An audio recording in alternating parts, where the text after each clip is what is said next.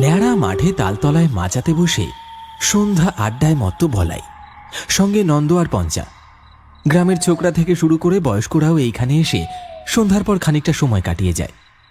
গ্রামের অনেকেরই জীবন চলে কানা নদী থেকে মাছ ধরে, আর রাতের দিকে নদীতে ভালো মাছ পাওয়া যায়। আর সেই জন্যই অনেকে ভাগ্য ফেরাতে ছুটে যায় নদীর এদিক ওদিক। কিরে পঞ্চা, আজকে আবার কোথায় যাবি মাছ ধরতে? আজকে ওই পোড়াঘাটের দিকে যাব। শুনেছি রাতের বেলা ওইদিকে নাকি প্রচুর মাছ পাওয়া যায়। বলিস কি রে, এই রাতের বেলা ওইদিকে যাবি? তোর কি প্রাণের মায়াটা নেই নাকি? জানিস না রাতের বেলা ওই জায়গাটা কত ভয়ঙ্কর হয়ে ওঠে? সবই শুনেছি, কিন্তু ওসব ধাপ্পাবাজি। এর আগেও তো আমি অনেকবার গেছি, আরে এমনিতেও তো অনেকেই যায়।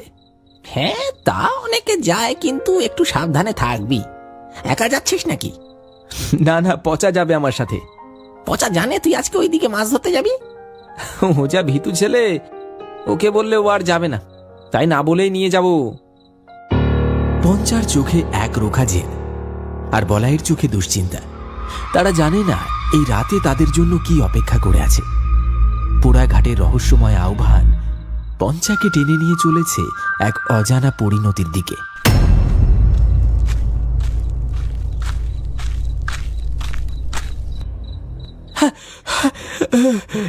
এই তোরা এখানে আড্ডা মারছিস, আর আমি সেই থেকে অপেক্ষা করছি চৌরাস্তার মোড়ে। ভাবলাম তোরা বুঝি চলে গেছিস। পচার দিকে তাকিয়ে পঞ্চার বলাই একে অপরের দিকে মুখ চাওয়াচাওয়ি করে মুচকি হাসল। আরে বাবা, একটু গল্প করছিলাম, তুই এসে গেছিস, চল এবার। কিরে পচা, এই রাতের বেলা কানা নদীর দিকে যাচ্ছিস যে? তোর তো ভূতের ভয় লাগে। আসলে পঞ্চা বলল আজকে নাকি ও আমাকে একটা ভালো জায়গায় নিয়ে যাবে, সেখানে প্রচুর মাছ ওঠে, তাই যাচ্ছি। সে তো উঠবেই, দেখবি কানা নদীতে মাছ ধরতে গিয়ে যেন ভূতকে না ধরে ফেলিস আবার। হ্যাঁ, এই বলাই, এই ভয় দেখাস না তো, চল পচা, দেরি হয়ে যাচ্ছে। ভূতের নাম শুনেই পচার মনে খচখচ করতে থাকে। মনোহর দাদুর মুখে অসংখ্য ভয়ঙ্কর গল্প শুনেছে সে, কিন্তু পচার উপর তার ভরসা আছে। পঞ্চা এসব বিশ্বাস করে না, আর সে সাহসী ছেলে। দুজন মিলে হাঁটতে শুরু করে কানা নদীর দিকে। গ্রামের শেষ বাড়িগুলো পেছনে ফেলে তারা যখন নির্জন মেঠো পথ ধরে নদীর দিকে এগোচ্ছে, তখন চারিদিকে ঝিঁঝি পোকার একঘেয়ে ডাক ছাড়া আর কোনো শব্দ নেই। আকাশের চাঁদটাও তখন পাতলা মেঘের আড়ালে ঢাকা, তাই টর্চের আলোতেই ভরসা।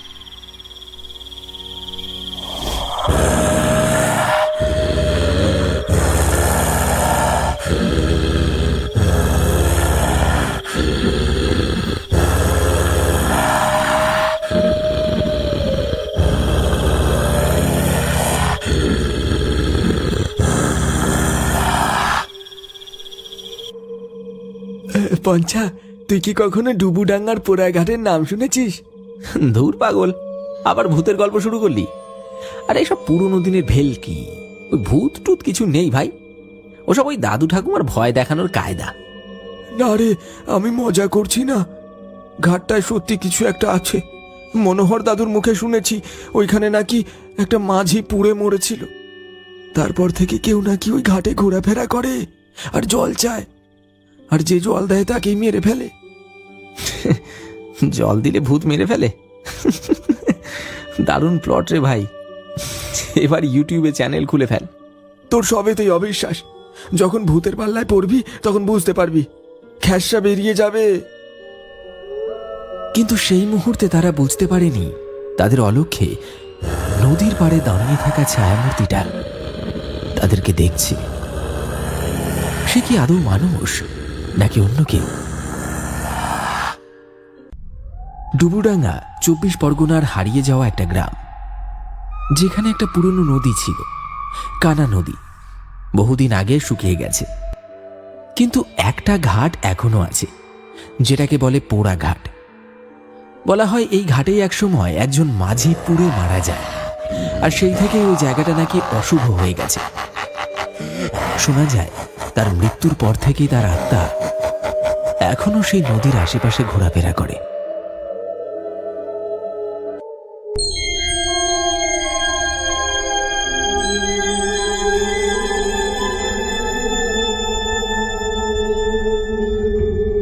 কিরে, এমন গম্ভীর মুখে দাঁড়িয়ে আছিস কেন? তোকে দেখে তো মনে হচ্ছে কিছু একটা টের পেয়েছিস। দেখ ওইদিকে, ঘাটের একেবারে ধারে জল ধস নেমে যে জায়গাটা কাদার পাহাড় জমেছে, সেইখানটায় কেউ বসে আছে। কোথায় রে? আমি তো কিছুই দেখতে পাচ্ছি না। কুয়াশার ভেতর বসে আছে, মুখ দেখা যাচ্ছে না, কিন্তু একটা কালো কম্বল গায়ে ঢাকা, একদম নড়ছে না রে, যেন পাথরের মূর্তি। আমি বলছি পঞ্চা, ওটা ওটা মানুষ না। ওর বসে থাকার ভঙ্গি দেখ, মনে হচ্ছে না ওটা কোনো মানুষ। তুই আবার শুরু করলি। হয়তো কোনো জেলে হবে, কুয়াশায় এমনিতেই সবকিছু অদ্ভুত লাগে। হঠাৎ পচা আর পঞ্চা দেখতে পায় নদীর একেবারে শেষ সীমানায় পোড়া ঘাটের ধারে কেউ একজন বসে আছে। শরীরটায় নড়াচড়া নেই, যেন পাথরের মতো স্থির। চারপাশে কুয়াশা ঘিরে ধরেছে তাকে, আর সেই স্থিরতার মধ্যে অদ্ভুত এক অস্বস্তিকর নীরবতা। ঠিক সেই মুহূর্তে মনে পড়ে যায় পটলের দাদু মনোহর দাদুর কথা। একসময় গ্রামের অভিজ্ঞ জেলে ছিলেন তিনি। মনোহর দাদু বারবার বলতেন, ওই ঘাটে রাত নামলে একজন ঘোরাফেরা করে আর জল চায়, আর যে তার কথায় ভুলে তাকে জল দেয়, তখনই সেই ভূত তাকে মেরে ফেলে। কিরে, আমার মনে হচ্ছে এই জায়গাটায় কিছু ঠিক নেই। ঘাটের হাওয়া কেমন যেন লাগছে, বুকটা কেমন টান টান লাগছে। চল এখানে আর না, অন্য কোথাও যাই। আবার শুরু করলি? আরে ওইখানে কেউ বসে আছে তো কি হয়েছে? নিশ্চয়ই কোনো জেলে আমাদের মতোই মাছ ধরতে এসেছে। আরে কুয়াশায় সবই তো ভয়ানক লাগে। আজকের দিনটা অন্য কোথাও মাছ ধরলে কি অসুবিধা হবে? চল না। ও বসে নেই, ও ও অপেক্ষা করছে। চুপ কর তো, ভূত ভূত করে মাথায় তুলিস না। পুরনো গ্রামের কুসংস্কার এসব, ভয় পেলে বাঁচা যায় না, বুঝলি? আমি যাচ্ছি, যা ইচ্ছে তুই কর। পঞ্চা পচার কথা না শুনে আরো কয়েক পা এগিয়ে যায়। কুয়াশার চাদর যেন আরো ঘন হয়েছে, সেই মূর্তিটা যেন আরো স্পষ্ট হচ্ছে। মনে হচ্ছে একটা কালো কম্বলে জড়ানো কেউ বসে আছে।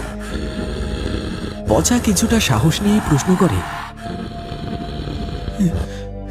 কেমন একটা পোড়া পোড়া গন্ধ আসছে রে, কেমন যেন চামড়া পচে যাওয়ার মতো।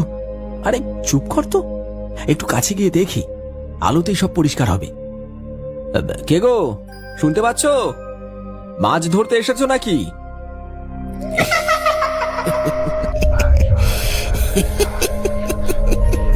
কয়েক মুহূর্ত সব চুপচাপ। তারপর হঠাৎ একটা কণ্ঠস্বর ভেসে এলো, জল, একটু জল দাও। কথাটা শোনা মাত্রই পঞ্চা এক ঝটকায় কিছুটা পেছনে সরে এলো। তার মুখে আতঙ্ক জমা হয়েছে। না না না না, ওটা মানুষ না। মনোহর দাদু বলেছিল ও জল চায়, হ্যাঁ, তারপর তারপর তাকে মেরে ফেলে। ওর কণ্ঠটা শুনলি? কেমন যেন চেনা, কেমন করুণ। মনে হচ্ছে যেন সত্যি ওর খুব তেষ্টা পেয়েছে। আরে পাগল হয়েছিস নাকি? দেখ, বাতাস ভারী হয়ে গেছে, গাছগুলো কাঁপছে। এমন কখনো হয় না। ওটা জল খাবে না রে, তোর প্রাণ খাবে। আমি আমি শুধু একটু জল দেব, ওর এত কষ্ট আমি দেখতে পারছি না। না পঞ্চা, পেছো, ওটা ওটা মানুষ না রে। ইতিমধ্যে পঞ্চা সেই ছায়া মূর্তির হাতে বশ হয়ে গেছে। হঠাৎ একটা বিকট পোড়া গন্ধ ছড়িয়ে পড়েছে চারপাশে। পঞ্চা জলের বোতল দিতে যাবে, ঠিক তখনই সেই ছায়া মূর্তির মুখ থেকে সরে গেল কালো কাপড়। ধীরে ধীরে কম্বলের ফাঁক থেকে বেরিয়ে এলো একটা গলে যাওয়া মুখ। চোখ কোটরের ভিতর ঢুকে গেছে, দাঁতগুলো তড়ি বাঁধা মতো বেরিয়ে আছে, আর চামড়াগুলো পুড়ে গিয়ে কালচে হয়ে গেছে।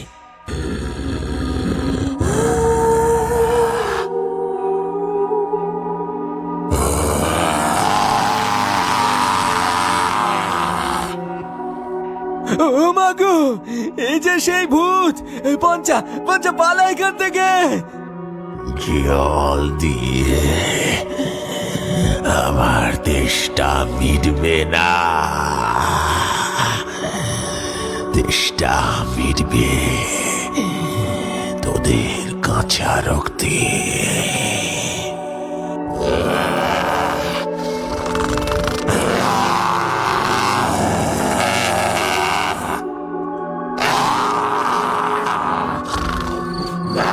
পঞ্চা তখনও এই ছায়া মূর্তির কাছে হতভম্বের মতো দাঁড়িয়ে আছে। কেবল ঝিঁঝি পোকার ডাক আর গোঙানির শব্দ ভেসে আসছে পচার কানে। পচার বুকের ভেতরটা ঢিপ ঢিপ করছে। সে পঞ্চাকে কুনোই দিয়ে গুঁতো মেরে পেছাতে ইশারা করে, কিন্তু পঞ্চা তখনও ওই মূর্তির দিকে তাকিয়ে। হঠাৎ মূর্তিটা খুব ক্ষীণ স্বরে বলে ওঠে, মনে পড়ছে না মনোহর দাদুর কথা, যে জল দেয় আমি তাকে মেরে ফেলি। পচা মরিয়া হয়ে এক হাত চেপে ধরে পঞ্চার। সেই ছায়ামূর্তি আরো শক্ত করে আঁকড়ে ধরে। পঞ্চার শরীর কাঁপনি দিয়ে ওঠে। সে বুঝতে পারে তার শরীরের শক্তি যেন শুষে নিচ্ছে কেউ। তার চোখ বিস্ফারিত হয়, আর সে চিৎকার করার চেষ্টা করেও কোনো শব্দ করতে পারে না।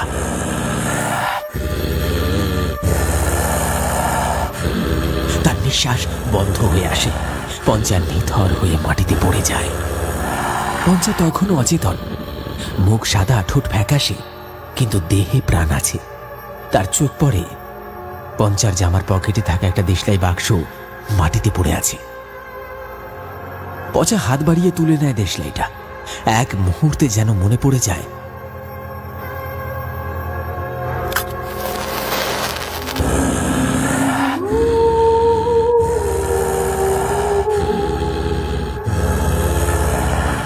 একদিন এই আগুনে পুড়ে তুই মরেছিলিস, এখনো তোর মুক্তি হয়নি। আজ তোকে আবার পুড়িয়ে মারবো। মরিয়া হয়ে একটা কাঠি জ্বালিয়ে সে জ্বলন্ত দেশলাই কাঠিটা সে পিশাচের দিকে ছুঁড়ে দিল। আগুনের শিখা স্পর্শ করতেই কাঠি এক অবিশ্বাস্য ঘটনা ঘটল।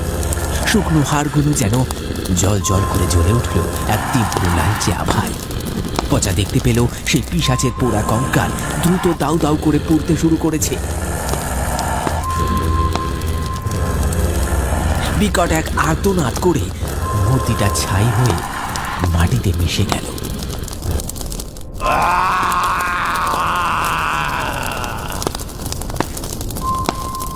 এক ঝলক পোড়া গন্ধ আর ধোঁয়া ছাড়া আর কিছুই অবশিষ্ট রইল না। পচা পঞ্চাকে নিয়ে তার কুঁড়ে ঘরে ফিরে। পঞ্চাকে চাদর দিয়ে জড়িয়ে দেয়। তারপর 1 ঘন্টা পরে পঞ্চা ধীরে ধীরে চোখ মেলে।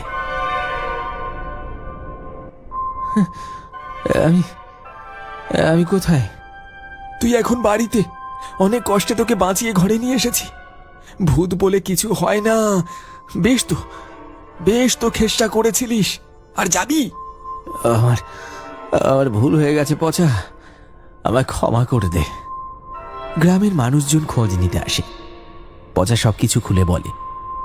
অনেকে বিশ্বাস করে, অনেকে হেসে উড়িয়ে দেয়। তবে সেই রাতের পর থেকে গ্রামে আর কেউ রাতের বেলা সেই অভিশপ্ত ঘাটের ধারের কাছে যায় না। অশুভ শক্তি হয়তো আর তাদের পিছু নেয়নি, কিন্তু সেই রাতের স্মৃতি পঞ্চা আর পচাকে আজীবন তাড়া করে বেড়াবে। আর কানা নদীর শুকনো বুকে আজও যেন এক চাপা দীর্ঘশ্বাস শোনা যায়, যা বলে দেয় প্রকৃতির প্রতিটি অলৌকিক ঘটনার পেছনেই লুকিয়ে থাকে এক অজানা সত্য।